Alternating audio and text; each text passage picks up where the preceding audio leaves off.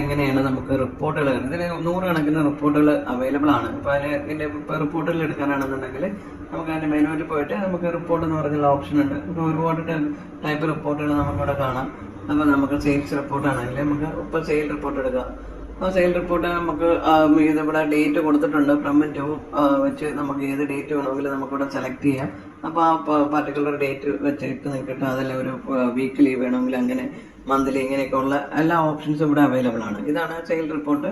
അതിൻ്റെ നിങ്ങൾക്ക് അതിൻ്റെ ഡീറ്റെയിൽ ആയിട്ട് വേണമെന്നുണ്ടെങ്കിൽ ഇതിനൊക്കെ ക്ലിക്ക് ചെയ്ത് കഴിഞ്ഞാൽ ഡയറക്റ്റ് ആയിട്ട് നമുക്ക് ആ സ്ക്രീനിൽ പോകും. അപ്പോൾ ഓരോ ബില്ല് നമുക്ക് ഇവിടെ നിന്ന് ഇങ്ങനെ നമുക്ക് ഡയറക്റ്റ് ബില്ലടിച്ച് നമുക്ക് പോയിട്ട് ഓരോന്ന് കാണാൻ പറ്റും.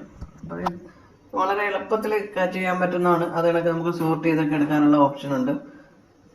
ഇനി പർച്ചേസ് റിപ്പോർട്ട് ഉണ്ട്. അതിനൊക്കെ തന്നെയാണ് നമുക്ക് ഇവിടെ ഇപ്പോൾ പർച്ചേസ് റിപ്പോർട്ട് നമ്മൾ ഡേറ്റ ഇല്ലാത്തതുകൊണ്ട് അതല്ല, നിങ്ങൾ പർച്ചേസ് ചെയ്ത എല്ലാ ഹിസ്റ്ററി നമുക്കിവിടെ കിട്ടും. അത് കണക്ക് ഡേ ബുക്ക് ഉണ്ട്. ഡേ ബുക്കിൽ ട്രാൻസാക്ഷൻ നടന്ന അപ്പോൾ അതെല്ലാം ഇവിടെ നമുക്കിവിടെ കാണാൻ പറ്റും, എല്ലാ ട്രാൻസാക്ഷൻ. ഇതിപ്പോൾ ഡേറ്റ ഇല്ല, അതുകൊണ്ടാണ് ഇങ്ങനെ കാണുന്നത്. അത് കണക്ക് നമുക്ക് ഓൾ ട്രാൻസാക്ഷൻ റിപ്പോർട്ട് ഉണ്ട്. ഇനിയിപ്പോൾ ഓൾ ട്രാൻസാക്ഷനിൽ തന്നെ നമുക്ക് വേണമെങ്കിൽ ഇവിടെ ഫിൽറ്റർ ചെയ്തൊക്കെ എടുക്കാനുള്ള ഓപ്ഷൻസ് ഉണ്ട്. നമുക്ക് പാർട്ടി വൈസ്, പേയ്മെന്റ് ടൈപ്പ്, ഇങ്ങനെ പല ടൈപ്പ് ഇത് നമുക്ക് ഇവിടെ നിന്ന് ഫിൽറ്റർ ചെയ്ത് ഇതിനൊക്കെ എടുക്കാൻ പറ്റും.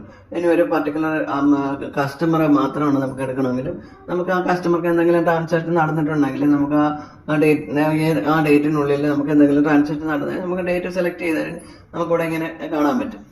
അത് കണക്ക് നൂറുകണക്കിന് റിപ്പോർട്ടുകളുണ്ട്. നിങ്ങൾക്ക് ക്യാഷ് ഫ്ലോ ഉണ്ട്, അത് കണക്ക് പ്രോഫിറ്റ് ആൻഡ് ലോസ് ഉണ്ട്, ബാലൻസ് ഷീറ്റ് ഉണ്ട്, പിന്നെ പാർട്ടി വൈസ് സ്റ്റേറ്റ്മെന്റ് ഉണ്ട്. അങ്ങനെ തുടങ്ങിയ GST ഒക്കെ ഫയൽ ചെയ്യുന്നവർക്കാണെങ്കിൽ GST ഓരോ ടൈപ്പ് അതിന്റെ ഫോർമാറ്റുകളെല്ലാം എല്ലാ ടൈപ്പും ഇവിടെ അവൈലബിൾ ആണ്. അത് കണക്ക് സ്റ്റോക്ക് സമ്മറി റിപ്പോർട്ടുകൾ, അങ്ങനെ തുടങ്ങിയ എല്ലാം ഒരു വലിയ സിസ്റ്റത്തിൽ കിട്ടുന്ന എല്ലാ റിപ്പോർട്ടുകളും ഇതിൽ അവൈലബിൾ ആണ്.